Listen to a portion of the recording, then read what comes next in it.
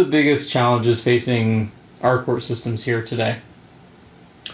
Well, as far as our district and municipal court, in my opinion, the biggest challenge we face today is a serious lack of adequate jail space. And this is important for many reasons. It's important because of the fact we need to have our sentencing orders be able to be carried out. We need to have pretrial release orders be able to be enforced so people show up to court. And we have to have the ability that when people do not show up and they're served warrants, that they can actually be held on those warrants. Without those things, the courts will not function very well. And I want to be very clear. I'm not advocating a desire to incarcerate anybody, far from it.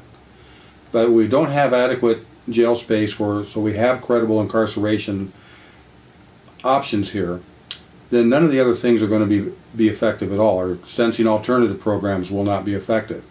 Our pretrial release orders will not be effective. Warrants will not be effective because they can't be carried out. And that's a very critical challenge that we face. There's other challenges too, but I've chosen to focus on that because, in my opinion, that really is right now in the #1 position.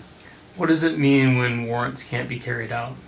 It means that when people are contacted, either they're not arrested when they have warrants, or they're taken to the jail and the jail turns them loose with a promise to appear that they never keep, and this goes on many times over. So I could get arrested and have a warrant and go to jail, and they would just, effectively, or to essentially tell me to come back later?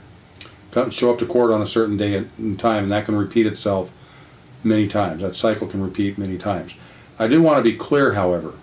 I'm not blaming the sheriff's office. I'm not blaming the jail. The issue is not their lack of desire to hold people.